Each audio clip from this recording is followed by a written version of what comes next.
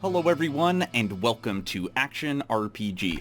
I'm your host Aaron, and for today's video we are finally headed back to the world of Sanctuary. That's right, the developers over at Blizzard have dropped their quarterly update for D4. Now I know a lot of content creators have already covered this, it dropped 48 hours ago, but seeing as how Diablo 2 is the reason why I started my YouTube channel, and of course I will be playing this game, you've got to hear it from my perspective, and let me give you my opinion. Alright, let's jump right into this. We are going to quickly start with team playtest. So on here, the developers talk about milestones. So basically every time they hit a milestone, that's when you and me get communication about the game. For their most recent milestone, we focused on blocking in all the elements in a region known as the Dry Steppes. And in 1 second, I will show you where the Dry Steppes are actually on the Sanctuary map. Complete with campaign content, open world elements, itemization, a PvP subzone. That's interesting information. Dungeons, and a cinematic to cap the completion of the region's narrative.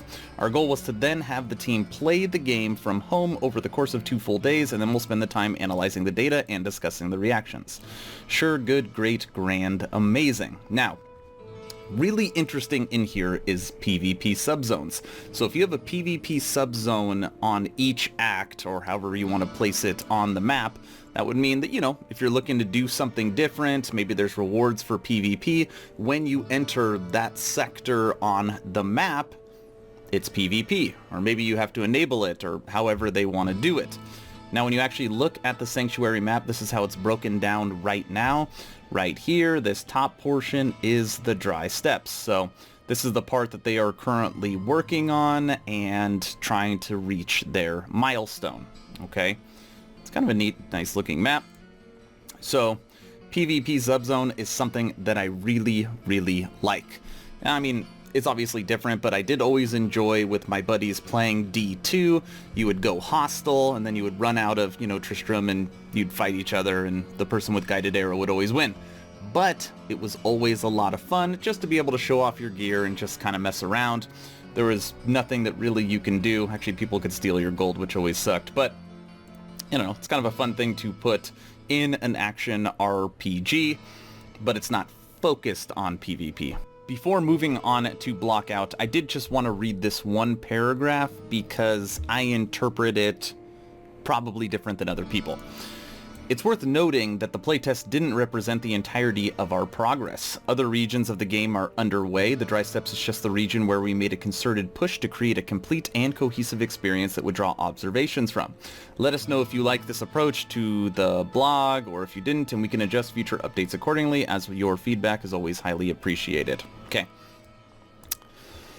This game is not coming out anytime soon. Okay. That is just my opinion. Everyone's entitled to their own opinion, but when you read this, they're basically saying that the Dry Steppes is an area that they can now test, and the other ones are in progress or underway. When you say something is underway, that normally means you literally just started it. At least that's what I think. So, I don't know. Are we still years away from getting D4? Time will tell. Blockout. Now, not super important, but it is pretty cool to see the behind the scenes when it comes to D4. So right here is just a blockout area. Basically, this allows them to play the game before the product is finished. So you can play, you can make sure that everything is stable, and then they basically layer on top of that all the visuals and things that are drawn out. So like here's the playable area to test, and then here is one of the finished products. I mean, look at the detail in here as far as the shading and the coloring and the candles lighting up certain areas. Like, this looks really, really good. Now, they take the exact same approach when it comes to character models. So in here is the art that is drawn out, and I like that they put the size of a human in the middle so you can kind of get a scale for how large the monster is, or in this one, the demon. Then this image gets put into Blockout, which is what this is. Then they put the layers on top of it, which this would be the finished product. And then when you actually go down under storytelling, and we'll talk about storytelling, this is the actual character inside the game. It's kind of neat that they put a little bit of the background for how they create these characters and these environments in this part. Like, I thank you, D4. Like, do more of that as far as developers. The behind the scenes is pretty cool. Time for some storytelling. A couple of things have evolved with how we deliver story in Diablo IV. First, we have conversations. In D3, we relied on UI panels with a character's name and portrait. We're experimenting with a mix of tool-generated and manually choreographed cameras to tackle conversations. For a simple interaction with an NPC, we bring the camera in closer to the characters while still maintaining the overall isometric feel, and we use library of animations to deliver the general gist of the conversations. For more complex conversations, we take a similar camera approach, but here, the camera's movement and animations are more deliberately handcrafted. This lets us deliver story moments that are complex while keeping you in the world as much as possible. Here's a shot from one such interaction. And in here, it's basically you're zoomed in, so it's not total isometric, but it's still top down. And then you see this is probably the character right here, probably like a sorceress or something, talking to this NPC, unless this is a barbarian talking to her, but I don't think so. And then obviously they're like dissecting this demon, and it's got legs. I mean, this, okay, I'm sorry, this is really silly, but look at this leg right here. See this? Or is it a shoe, right? Look at its shoe. Am I supposed to believe that that came from that? Anyways, that's silly. But this is an idea of what it looks like as far as isometric, okay? Now, in here, the second storytelling method we are developing is real-time cutscenes. Here we grab your camera and treat the storytelling more like a movie, which Diablo is known for its amazing cinematics. And in this, they have confirmed at the completion of each act, there will be a cinematic, which is awesome. So reserving this technique for the most important story moments. Having these be real-time has great advantages. We can show your character with their current equipment armor as part of the cutscene, for example. But we can also display them at your current resolution and with your current enabled graphics setting, so at the end, so they end up feeling more seamless and like a part of the game. We showed you some early work on this, blah, blah, blah, at BlizzCon. Okay, and this is just an idea. These some screenshots right here of what the cinematic looks like. When I see this picture right here, I think of a pirate. I don't know what you see. Like, it's got the chains, it's got a big hat, smoking a huge pipe with a skull. Got little boils on his face with jewelry. I don't know. I see like a Diablo pirate here that probably owns the dry steppes, which pirates are on water, so that doesn't make sense. I don't know who this is. And then right here, this... Oh, this is, this looks like the guy that awakened Lilith. He's a bad guy. He's a bad guy for sure. Yeah, that's for sure him. So these are some in-game cutscenes, at least still images. Now, brace yourself for what I'm about to say. I'm about to give Wolcen, Lords of Mayhem, a compliment. I cover a lot of Wolcen on my channel because I play the game a lot. That is what they did very well. I'm using the word very well when I'm talking about Wolcen, Lords of Mayhem. Their cutscenes were really, really good in the game, and your character, how your character looked at that time, was exactly the person that was in that cutscene.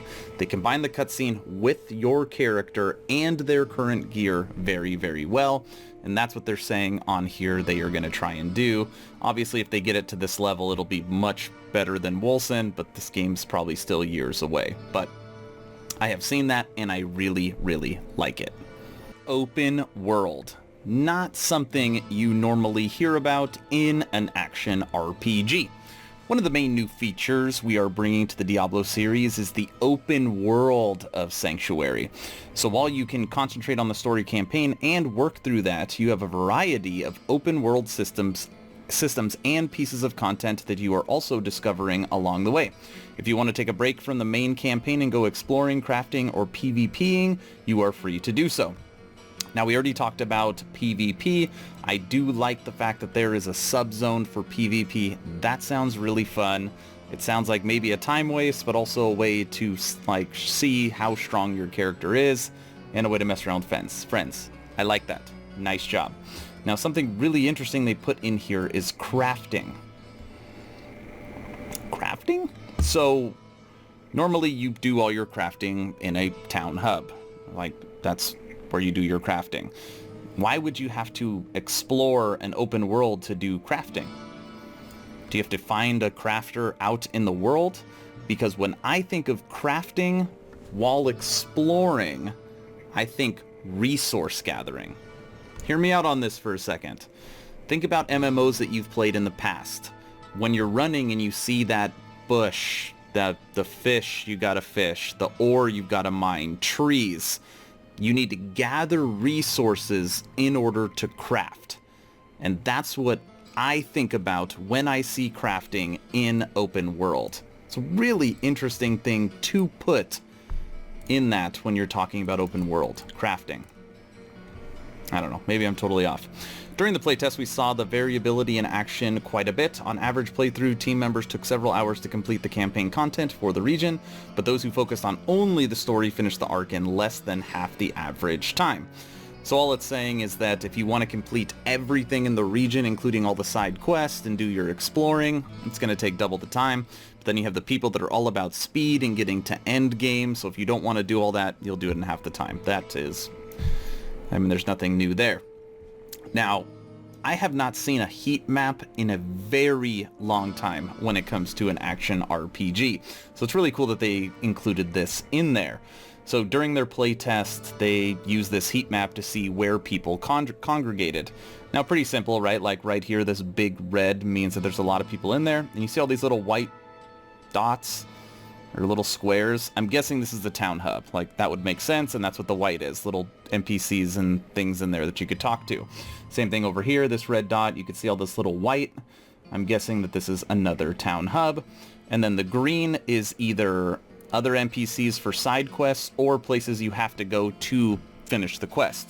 So like right here, you could see a whole bunch of green in there. Maybe it's grasslands, maybe it's like a... Let's see, what would be green that would be in a desert? An oasis? Maybe it's an oasis where you got to go fight some monsters, but I'm guessing all these other areas, looks like a volcano here, are places that you have to go explore, or camps, which is what we're going to talk about right now.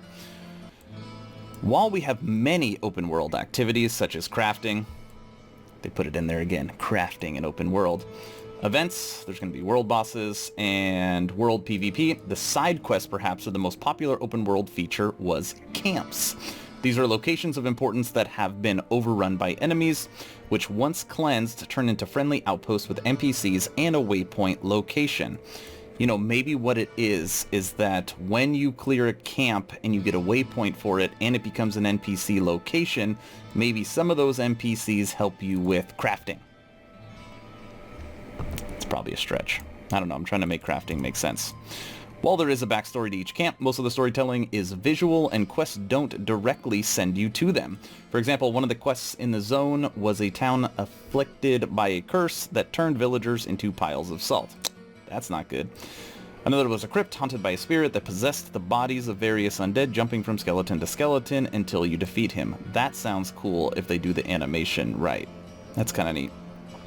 We really dug the impact of seeing the world change as you reclaim a small piece of sanctuary and bring hope back to its common folk. We look forward to the open world designers showing you more about this feature in the future.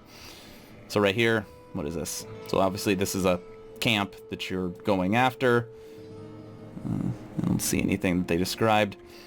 And then once you conquer it, you get a waypoint for it. Oh, so I see. So here it is when you're going in. This is what it looks like after you finish it. So you got, looks like, what, a horse for a stable. Gate. I wonder what the gates mean. Okay. That's cool. So, when it comes to camps, I think to the future.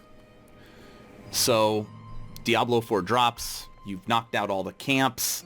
And then it's like update time, DLC time, when they need to add more content. They could add in events, especially around like holidays, you know, like Easter, Christmas, Halloween, and it's like all X, Y, and Z camps have been re-overrun by, you know, pick your holiday, Easter bunnies, or whatever, you know, whatever, however they want to do it. And then you have to continually rebeat the camps, which then give you experience, and maybe they make it harder. Like, it's kind of a neat idea that, you know, once you unlock the camps, maybe they can do something in the future about you having to maintain that camp or do other things to guard it. Camps, not a bad idea. Time to talk about mounts. Yes, that is correct. In D4, there will be mounts. Finally, mounts were another thing you could obtain during your playthrough. We really like the idea of open world interactions with mounts. You can get to your objectives more quickly. Itemization for mounts also opened up a new access of progression. One of my favorite things about mounts was customizing it by attaching a trophy to the saddle to signal to other players that I had completed an obscure challenge in the zone. Of course, there's more work to be done on mounts. For example, a navigation and tuning is currently too easy to get stuck on stray pieces of collision or to get dismounted by a random enemy projectile. These are the things that are just going to get better the more we play and tune the feature. Okay. Mounts. Obviously, mounts can be done right. If they are a true way to progress your character, which means the mounts has its own gear, they can act as a way of buffing you, they can make you get, when you're doing your speed runs to the end boss faster. Sure, mounts could be done right. I'm going to tell you right now, I am not confident that Diablo 4 mounts will be done correctly. Now again, this is my opinion, okay? And I have to be honest with the people watching. It has already been known, or released, or confirmed, however you want to put it, that Diablo 4 will have microtransactions, which means there will be cosmetics. And when you look at games that have microtransactions, if you want to take World of Warcraft or Lineage series, mounts are normally the #1 purchased item. So what do you know, out of nowhere, one of the biggest action RPGs in development right now is gonna have mounts. Now normally you don't see mounts in action RPGs because you have waypoints. You can literally teleport to any place you want. Why would you need a mount to run? And these are hack and slash games. The whole point is that you're not supposed to run past people, you're supposed to tear through them. So I'm really trying to see where mounts fit in, unless you're doing speedruns or you're trying to get to that world boss. Like, I just don't see it. What I see is microtransactions. Now, I do like that they say if you complete something and you get a trophy, you could put it on your mount. Like, I literally despise microtransactions in any action RPG. I think the gear that you wear should be an indication of how good you are. So, like, Diablo 2, if you had a Titan's Revenge, you knew you had a Titan's Revenge on your Javazon because it had a very distinct way of looking and that person grinded to get that item. I like that idea. D3 was cool where like you could change the colors of the items with dyes. Like I think changing the colors is okay so that you can make your character like match or look a certain way, but the item itself should be how you look in the game. Multiplayer. Now on here I'm not going to read through all of this, I am literally just going to explain it for you, okay, because it's pretty easy to understand. So they don't want this game to be an MMO. It's not going to be a massively multi-online role-playing game, okay? They want it to stay an action RPG. Now what does that mean when it comes to multiplayer? What it means is that there's nothing that's going to get in your way of enjoying the story. So when you enter a new act, you'll get a cinematic, or when you finish an act, you'll get a cinematic, and there'll be nothing that gets in your way as far as running into other players. Now, once you finish that act, the town becomes a hub, which means if you re-enter that hub after you complete the story, you can run into a few other players in that town. Likewise, if you're replaying that area after the story, you can run into people that are also fighting in that area, but it's supposed to be very scarce. So it's not supposed to be a lot, like you run into 1 or 2 other people, okay? So you won't see anybody in the zone while you're completing the story. Once the story is complete, you will run into people, it just won't be that many. Now the picture on the screen here, it would be like, I'm gonna guess, this would be like a world boss, okay, or like a world event. Now a world event you can go to and you will see lots and lots and lots of people, but that's different. Obviously a world event, everybody is invited and you're gonna see probably hundreds of people. But what I like what they did in here is you are not required to join a party to take part in the rewards for that world event, which seems like a whole heck of a lot of coding. But obviously if there was 100 people, I guess in this picture there's only a couple people, but if you had a bunch of people and nobody was in a group and you killed that world boss, everybody would get their own individual loot drop. I think that's a good idea. I think that is a good approach to multiplayer. And then of course, if you invite somebody to your game or to your party, you can play together and that would be friends. So, multiplayer. Nice job. Gear. The ultimate grind when it comes to Diablo. You gotta have the best stuff. So in here, what they have given us is 10 individual items. And if they've noted in here that the art for the items are not final, which is good. But I just quickly wanted to run through, and try to do it as quickly as possible, some different affixes that are available that what you're gonna see in this game. So for example, right off the bat, you have a rare amulet. 18% crushing blow damage. Now, a lot of games don't put crushing blow in their game because it normally becomes pretty OP. If you don't know what crushing blow normally means, it means that it doesn't matter how much life the person you're fighting against has, basically it'll take that percentage down. Example, if you're fighting someone that had 100 hit points and you hit them with crushing blow at 18% like this item, it would hit them for 18 hit points, 18%. If you hit a monster that had 1 million hit points and you hit them with the same amulet, you would hit them for 180,000 damage or take their hit points down 18%. So normally it's something that becomes extremely hard to balance, but from what we see, crushing blow is in the game. 4% damage while healthy. What does that mean? Is that at 80% full health? Interesting. And then 2% hit effect chance. Hit effect chance. Okay. In here, critical strike damage. So in this game, just like Diablo 3, critical hit damage and critical hit strike are both in it, which are normally the two main things that you want, and they are coming back to Diablo 4. Now I should have probably started with this, but in this game there's going to be 3 different power sources. There's going to be ancestral power, demonic power, and angelic power.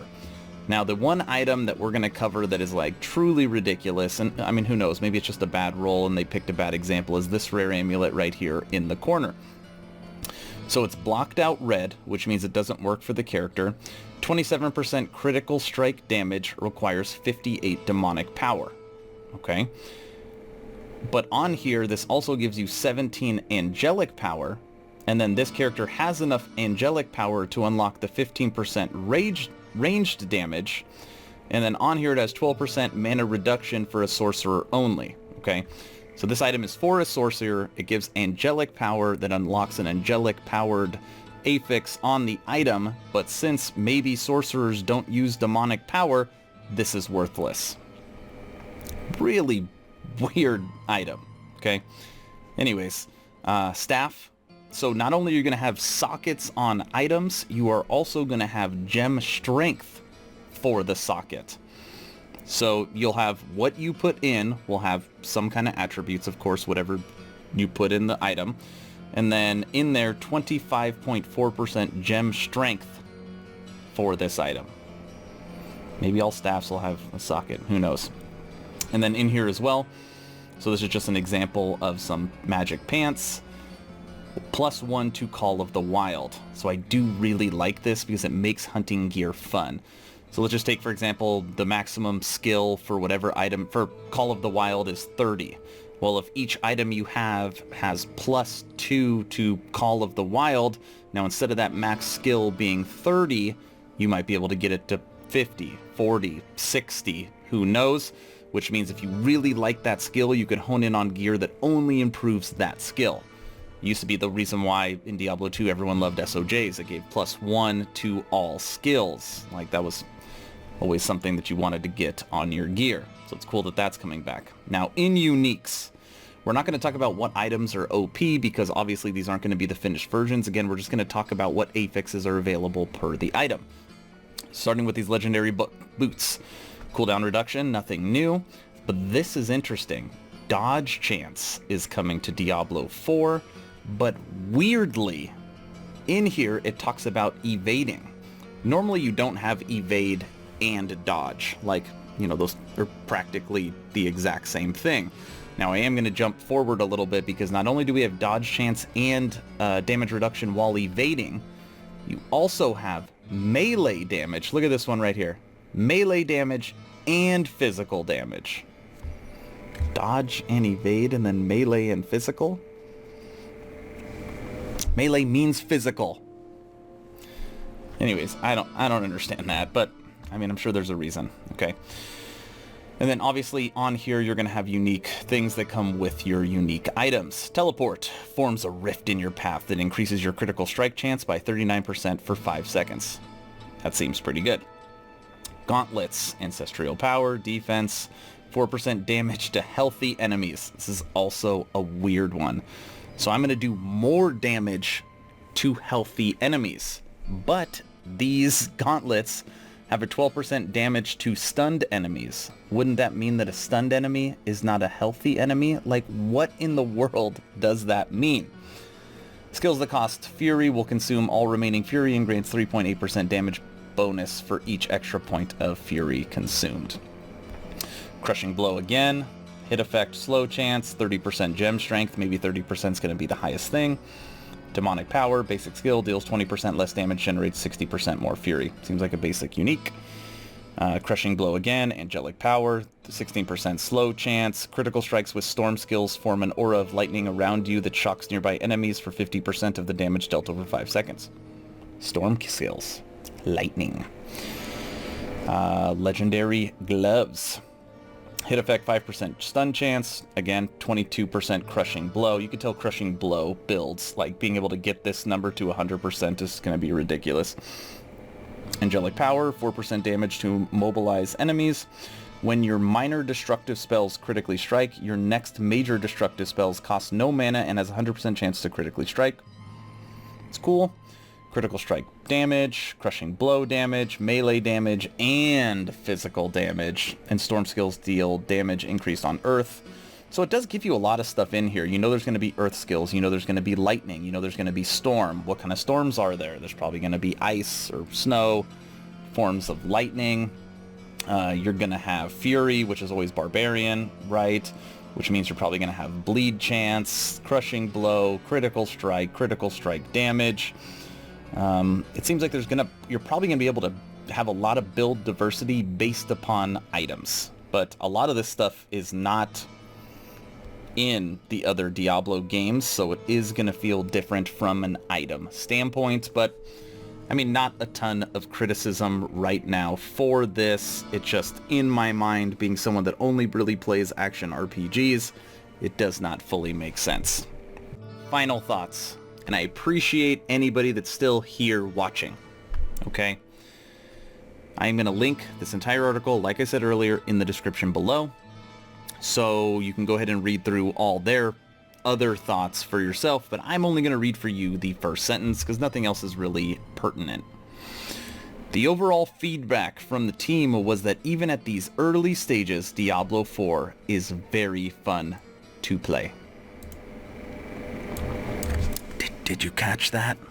I'm going to read it one more time for you. The overall feedback from the team was that even at these early stages, Diablo 4 is very fun to play. What am I honing in on here? At these early stages. I said it earlier in the video. Unfortunately, we are not getting Diablo 4 anytime soon. And I'm not saying that to be a Debbie Downer. I'm saying it to be a realist, and I'm just as disappointed as all of you.